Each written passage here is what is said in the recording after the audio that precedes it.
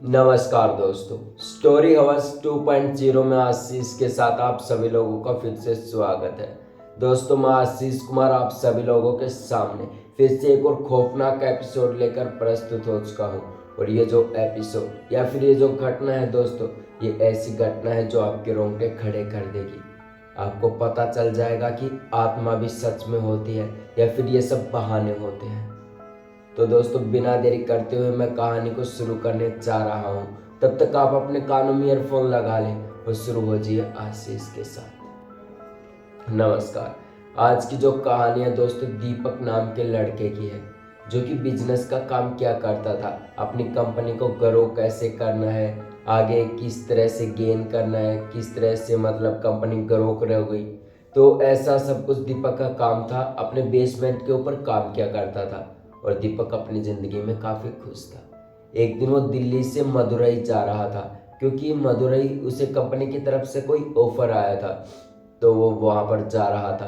तो रास्ते में जब वो जा रहा था तो उसका ड्राइवर भी उसके साथ था, जो कि इंडिगो नाम की कोई गाड़ी है, उसमें दोनों जा रहे थे। तो जैसे जैसे आगे बढ़ रहे थे अपनी मंजिल की तरफ, यानी अपनी कंपनी को ग्रो कैसे करें उसकी तरफ जब बढ़ रहे थे, तो उन्हें रास्ते में फ़ोन आता है दीपक के पास कि आपका जो बिजनेस है उसमें मतलब जो डील हुई थी वो कैंसिल करा दी गई है। दीपक ने जब ये सुना कि उसकी डील कैंसिल हो गई है, दीपक बहुत ज़्यादा घबरा गया और सोचा कि यार इतनी रात को एक तो घर से चला और इतना सब कुछ 2 साल तक मैंने काम किया और फिर ये कैंसिल कैसे हो सकती है। दीपक के मन में ये विश्वास सा जग गया कि यार शायद किसी ना किसी ने जानबूझ के किया है, ऐसा तो हो ही नहीं सकता। लेकिन दीपक भी एकदम से शांत कि ठीक है, जो भी होगा देखा जाएगा।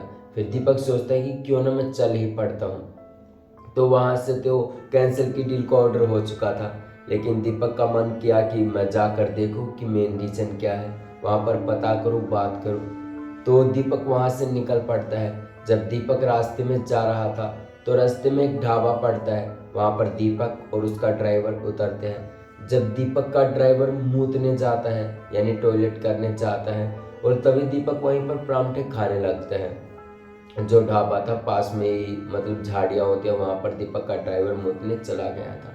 तो ड्राइवर कहता है कि आप खाइए, मैं 5 मिनट में आता हूँ। तो जैसे ही दीपक का ड्राइवर आता है और खाना वाना दोनों अच्छे से खाते हैं, तभी वो वापस अपनी गाड़ी में इंडिगो में बैठते हैं, वहीं से निकल पड़ते हैं अपनी कंपनी में। मतलब डील कैंसिल कैसे हुई, मेन रीज़न क्या था, तो दोनों साथ चल पड़ते हैं। तो जैसे जैसे गाड़ी, मतलब एक समय ऐसा था कि गाड़ी की स्पीड थी 60 से 70 की स्पीड पर चल रही थी, लेकिन अब की बार कुछ ऐसा हो रहा था, जो दीपक का ड्राइवर था गाड़ी की स्पीड 100 110 100 110 ऐसी स्पीड चल रही थी और ठंड का समय था। तो दीपक अपने ड्राइवर से कहता है कि भाई रमेश, क्या बात हो गई, गाड़ी को धीमा चला, इतना तेज क्यों चला रहा है। तो रमेश जो ड्राइवर था दीपक का, वो बिल्कुल भी कुछ भी नहीं सुन रहा था, बस गाड़ी को चलाते ही जा रहा था। 100 110 की स्पीड पर गाड़ी चलती जा रही थी। दीपक ने काफ़ी रमेश को कहा, लेकिन रमेश गाड़ी स्लो ही नहीं कर रहा था। ऐसा हो रहा था कि रमेश को कुछ सुनाई ही नहीं दे रहा था, बस गाड़ी चलती जा रही थी। तभी जैसे जैसे गाड़ी मदुरई की तरफ बढ़ रही थी, तभी रास्ते में एक बूढ़ा व्यक्ति सा आता है और उस बूढ़े व्यक्ति को रमेश भी देख लेता है और दीपक भी। तो जो बूढ़ा व्यक्ति था, ऐसे गाड़ी जा रही थी वो एक साइड हो जाता है, तो लेकिन जो रमेश दीपक का ड्राइवर था उस बूढ़े व्यक्ति की तरफ गाड़ी की ओर गाड़ी को करता है, उसके अंदर टक्कर मार देता है और जो बूढ़ा व्यक्ति था उसका माथा यहाँ से फट जाता है और वहीं पर खून निकलने लगते हैं और वहीं पर उसकी डेथ हो जाती है। और वो जहाँ पर ये एक्सीडेंट हुआ दोस्तों, वो मतलब एक प्रकार से गांव का एरिया था, जहाँ पर गांव के काफ़ी लोग इकट्ठा हो जाते हैं कि आखिर बात क्या हुई है। जब गांव वाले देखते हैं कि वो बूढ़े व्यक्ति की डेथ हो गई है, पूरे यहाँ से खून बह रहा था, तो रमेश जो था एकदम से शांत हो गया। और दीपक भी कहता है रमेश से कि ये तूने क्या कर दिया, कैसे गाड़ी चला रहा था। और दोस्तों, तभी रमेश जो था ऐसे एक्टिंग करता है जैसे कि उसे कुछ पता ही नहीं हुआ हो कि आखिर यहाँ हो क्या रहा है, गाड़ी किसने मार दी, इसे चोट कैसे लगी। रमेश ऐसे ऐसे क्वेश्चंस कर रहा, जबकि दीपक को खुद पता कि रमेश ने जानबूझकर टक्कर मारी है।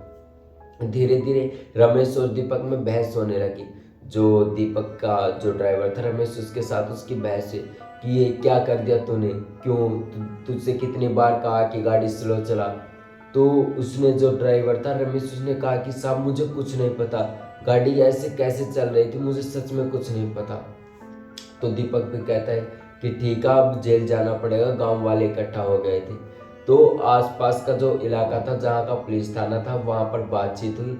जो दीपक का ड्राइवर था, जो रमेश था, उसे उसके अंदर जेल के अंदर ले जाया गया।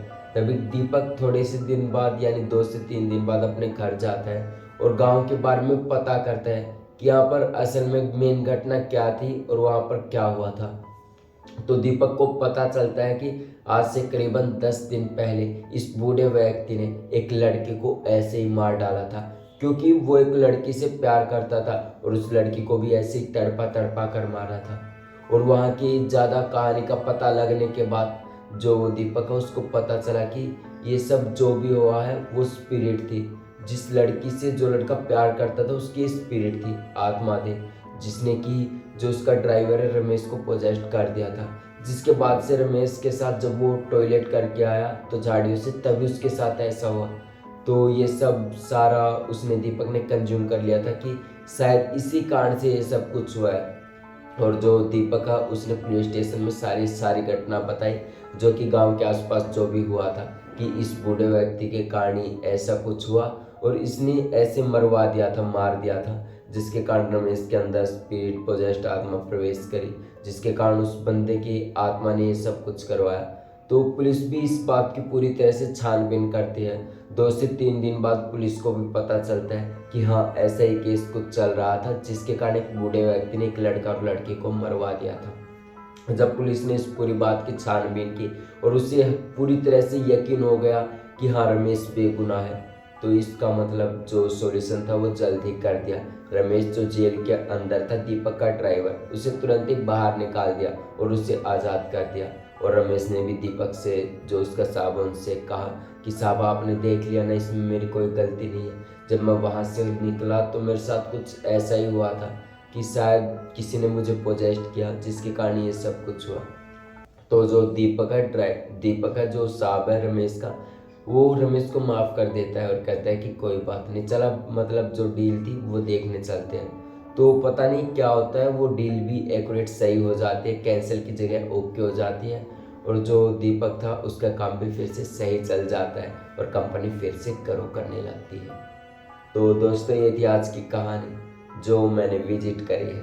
तो कमेंट सेक्शन में कमेंट करके ज़रूर बताएं कि आपको ये कहानी कैसी लगी, और ऐसी कहानी सुनने के लिए चैनल को सब्सक्राइब कर लें। तब तक के लिए जय हिंद। मिलते हैं अगले शनिवार को फिर से एक और खौफनाक और खतरनाक एपिसोड को लेकर।